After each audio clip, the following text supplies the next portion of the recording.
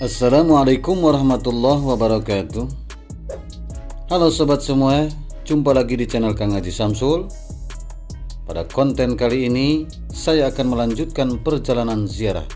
Setelah kemarin saya beserta rombongan berziarah ke Syekh Maulana Sultan Hasanuddin, dan untuk kali ini saya akan berziarah ke makam Syekh Maulana Yusuf yang masih berlokasi di Banten.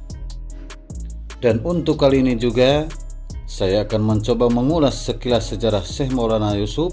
Semoga bermanfaat. Namun sebelum berlanjut, ada baiknya bagi sobat semua yang belum subscribe di channel ini, silakan klik tombol subscribe terlebih dahulu agar channel ini semakin berkembang, dan jangan lupa klik tombol lonceng agar sobat semua tidak ketinggalan video-video terbaru di channel ini. Dan jika video ini bermanfaat, silakan share sebanyak-banyaknya agar kita termasuk orang-orang yang senantiasa berbagi kemanfaatan dan kebaikan.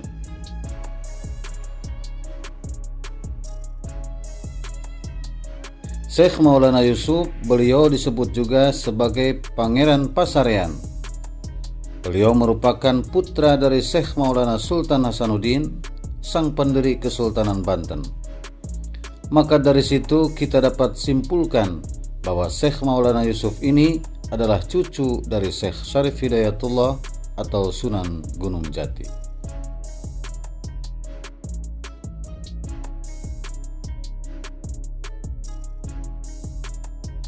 Syekh Maulana Yusuf merupakan sultan kedua di Banten. Ia melanjutkan kekuasaan ayahandanya di Banten dalam rentang waktu tahun 1570 hingga 1580 Masehi. Sepeninggal sultan pertama, yaitu Syekh Maulana Sultan Hasanuddin, maka putra pertamanya, yaitu Syekh Maulana Yusuf, memegang tampuk kepemimpinan Kesultanan Banten. Ia dikenal sebagai penakluk kerajaan Sunda, Pakuan Pajajaran, pada tahun 1579 dalam upaya ekspansi kekuasaan dan penyebaran agama Islam. Dalam rangka ekspansi wilayah dan penyebaran agama Islam, maka Sultan Maulana Yusuf memperluas pengaruhnya hingga masuk ke pedalaman Sunda. Kesultanan Banten di bawah kepemimpinannya berhasil menaklukkan kerajaan Sunda Pakuan Pajajaran hingga benar-benar runtuh dan dikuasai oleh Banten. Sehingga akibat penaklukan ini membuat Islam semakin tersebar luas. Dan dalam penaklukan ini banyak penguasa dan alim ulama yang ikut bersama Sultan Maulana Yusuf. Oleh karena itu, banyak para penggawa-penggawa yang ditaklukkan lalu diislamkan, namun mereka tetap dibiarkan untuk memegang jabatannya semula.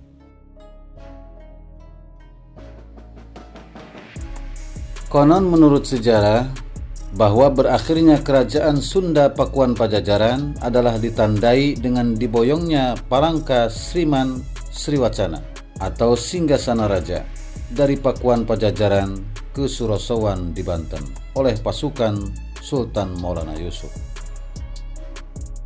Batu berukuran 200 x 160 x 20 cm diboyong karena merupakan tradisi politik agar di Pakuan Pajajaran tidak mungkin lagi dinobatkan raja baru.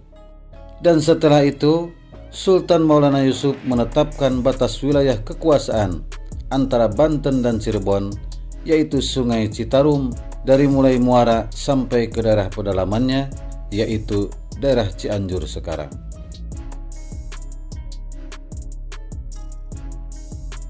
Masa pemerintahan Sultan Maulana Yusuf, di samping penyebaran agama Islam, beliau juga menitik beratkan perhatiannya pada pengembangan kota, keamanan wilayah, perdagangan, dan juga pertanian. Sehingga sektor perdagangan yang dibangun oleh ayahandanya, yaitu Sultan Maulana Hasanuddin, menjadi semakin besar dan ramai. Maka ketika Sultan Maulana Yusuf berkuasa, Banten menjadi tempat distribusi barang dagangan dari penjuru dunia. Para pedagang dari Cina, Arab, Persia, Gujarat, Portugis, serta para pedagang dari seluruh pelosok Nusantara saling bertukar barang dagangannya di Banten. Bahkan bisa dikatakan bahwa pada saat itu Banten ibarat kota penimbunan barang-barang dari penjuru dunia yang nantinya disebarkan ke kerajaan-kerajaan yang ada di Nusantara, sehingga Banten menjadi begitu ramai dikunjungi baik dari luar maupun oleh para penduduk Nusantara.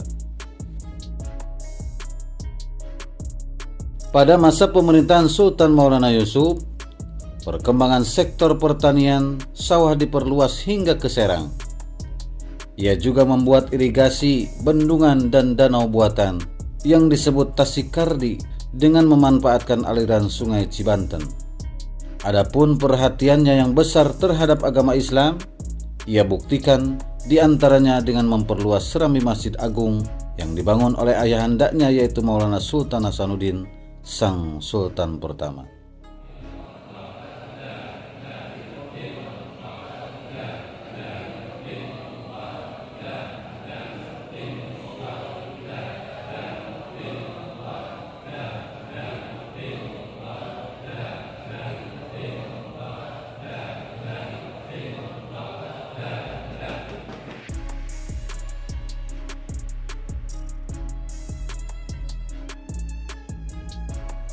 Sultan Maulana Yusuf, beliau wafat pada tahun 1580 Masehi dan beliau dimakamkan di Pakarangan Gede dekat Kampung Kasunyatan, dan ia pun diberi gelar sebagai Pangeran Panembahan Pakarangan Gede atau Pangeran Pasarya.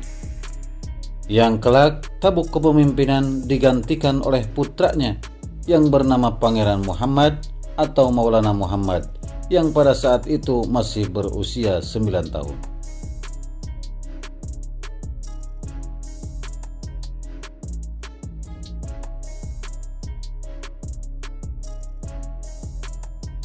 Maulana Muhammad menggantikan peran ayahandanya sebagai Raja Kesultanan Banten ketiga, sehingga untuk melaksanakan roda pemerintahan ditunjuklah Mangkubumi Jayanegara sebagai wali yang sangat setia pada Kesultanan Banten, yaitu seorang tua yang bijaksana, lemah lembut, dan luas pengalamannya di bidang pemerintahan.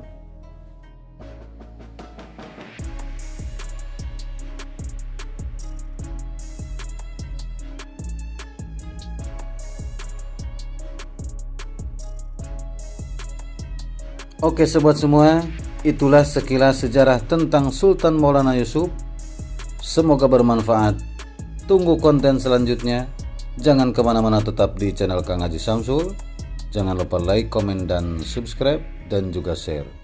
Wassalamualaikum warahmatullahi wabarakatuh.